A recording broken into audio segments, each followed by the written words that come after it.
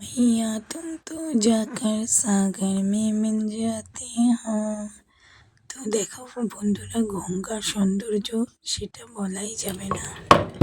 পুজো সকালে হলুদ বেটে নিচ্ছি, তো নিয়ম পঞ্চমীতে হলুদ ছোঁয়াতে হয়, কাঁচাতে আরো বেশি কথা একদম মনে ছিল না। তারপরে ঘরে সেদ্ধ হলুদ শুকিয়ে রাখা ছিল, সেটাই পাটাই করে নিচ্ছি।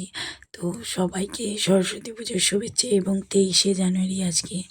তো নেতাজি সুভাষচন্দ্র বোসের জন্মদিন। তো ওনারা ছেলে বলেই আজকে আমরা এই স্বাধীন ভারতে বসবাস করতে পারি। তো দেখো, সকালবেলায় উঠেছি, বাবাইকে স্কুলে পাঠাবো। ওদের 8:30 আগে পতাকা উত্তোলন হবে, তারপর দেখো বাবাই দেখেছো সকাল সকাল স্নান করে তো তার পাঞ্জাবি জন্য পরে বাবাকে রেডি। সকালে তুলে দিয়ে স্নান টান করে দিয়েছি। আর চলে গেল। মাম্মা উঠে গেছে, গুছিয়ে নিয়েছি।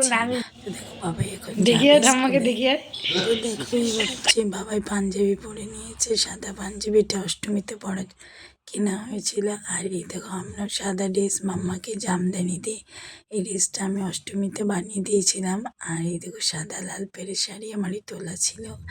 আর এই যে পুজোয় বসেছি, সরস্বতী পুজোয় রেডি হয়েছি তাড়াতাড়ি করে। তো তারপরে ব্রাহ্মণ এসছে প্রায় 11টার দিকে বোধহয়। তো তারপরে দেখো পুজোতে বসেছি। তো অঞ্জলি না দিয়ে ঘুরতেও যেতে পারছি না। আজকে আমাদের ঘুরতে যাওয়া হচ্ছে কালনার দিকে। কালনায় বিশাল বড় সরস্বতী পুজো হয়।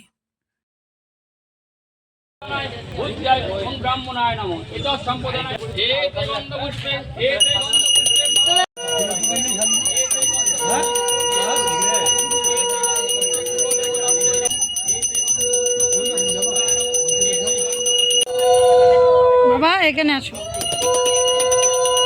আমার পাশে আয়। দেখো দেখো সবাই পুজোর অঞ্জলি দিচ্ছে আর ও রান্না করে। দেখো ইরি বাবা রে, তুমি কি করছো মাম্মা? আমরা ঘুরে যাবো তো অঞ্জলি দিয়ে, চলো ওইদিকে যাবো, চলো চলো। দেখো এখানে অঞ্জলি দেওয়া হয়েছে। তো আমরা আর কি অঞ্জলি টঞ্জলি দিয়েছি, দিয়ে বেরিয়ে আসলাম। এখনও যজ্ঞ হবে, প্রসাদ নিতে গেলে অনেকটা দেরি হয়ে যাবে। তো তার জন্য আর কি বেরিয়ে চলে আসলাম। তো এই দেখো বাবাইয়ের স্কুল দিয়ে যাচ্ছি, এটা বাবাইয়ের স্কুল পাঁচিলের ভিতরে। তো আর ঢুকলাম না, বাবাই সেই সকালবেলা এসেছিলো। এখন আমরা কালনা থেকে যাবো ঘুরতে। তো তাই প্রসাদটা অন্য জায়গাতেই নিয়ে নিলাম, মানে আমাদের সামনে পুজো হয়েছে ওই বাড়িতে, মাম্মা যেই বাড়িতে থাকে বেশি। তো দেখো এবার আমরা যাচ্ছি। তো কি সুন্দর জায়গা না, সত্যি এখন এইসব জায়গা দেখলে না খুব লোভ হয়। তো দেখো জানি হয়তো এইসব জায়গায় এসে থাকতে পারবো না, কিন্তু এইসব জায়গায় যখন দেখি না একটা ছোট্ট কুড়ি ঘর ভিডিওতে, বেশ ভালো লাগে জানো তো বন্ধুরা। কত শান্ত পরিবেশ, তাই না, শহরের কোলাহলের থেকে। তো দেখো মিস্টারের গাড়ি আছে, তাই কত কত জায়গা দিয়ে যেতে পারি। আর এই দেখো ধানের গোলা, তোমরা কখনো দেখেছো? আমি কিন্তু এই প্রথম দেখছি ধানের গোলা। তো দেখো এই দেখো কত বড় কালী, 52 হাত কালী এটা নাকি। তো দেখো আমি এই আজ প্রথম দেখলাম এখানে বিশাল বড় মেলা হয় পৌষ কালী পুজোর। নানান জায়গা থেকে সাধু সন্ন্যাসীরা আসে, বিশাল মেলাও বসেছে। তো এটা গঙ্গার এপারে। আর অনেক রাতে ভয়েস দিচ্ছি, তো গলাটাও ফ্যাঁসে হয়েছে, একটু অ্যাডজাস্ট করে নিয়ে। আর এই দেখো এখানে সব সানগ্লাস কেনা হচ্ছে, বাড়িতে রেখে রেখে এসে এখানে এখন সানগ্লাস কেনা হচ্ছে। তো দেখো এই দেখো লঞ্চ আসবে, সবাই দাঁড়িয়ে আছে। তো এখানে তারপরে বললো নৌকায় তুলবে না, ওই দিকে ঘাটে যেতে হবে। তো ট্রলারের সামনে, এটাকে কি বলে বলো তো বন্ধুরা? বোট বলে।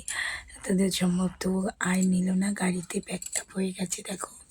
আর ওরা নেবে না, এবার এই গাড়িটা ছেড়ে যাচ্ছে, দেখেছ? তো গাড়ি ছেড়ে গেলে কেমন ভুট ভুট ভুট ভুট করে জল বেরোয়। তো দেখো অনেকটা টাইম দাঁড়িয়ে আছি, তাই ভিডিও করে করে তোমাদের দেখাচ্ছি। তো সত্যি ভিডিও করে যখন দেখাই তোমরা মনে করো কত ইজি, তাই না? তো এই একটা ক্লিপ সব থেকে কঠিন, কিন্তু এই ব্লগ ভিডিও করা, জানো তো? কোনো জায়গায় গিয়ে সব ভিডিও তোমাদের আপডেট দেওয়া। দেখো কি সুন্দর। আর আমি না জল আগা করে ভালোবাসি, যদিও আমার জলে এক সময় পাড়া ছিল ভয়। আর কি সুন্দর নৌকাটা চলে যাচ্ছে দেখো। আর গঙ্গা তো সত্যি একদম পবিত্র, গঙ্গার জলও পবিত্র। তো দেখো, এর আগে আমাদের বাড়ি থেকে গঙ্গা অনেকটা দূরে। আমরা সাইকেল চালিয়ে যেতাম, অনেক দূরে হলেও সাইকেল চালিয়ে যেতাম বান্ধবীরা মিলে। গঙ্গার সামনে গেলে আমার মনটা পবিত্র হয়ে যেত। বন্ধুরা দেখো, দ্বিতীয় পার্টের ভিডিও আমি তোমাদের দেবো এর পরবর্তী ব্লগে। তোমরা অবশ্যই পেজটা ফলো রেখো। সরস্বতী পুজো, সরস্বতী ঠাকুরের যে দেখেছি সেই ভিডিও দেবো। তো টাটা, এই ব্লগটা এত পর্যন্ত।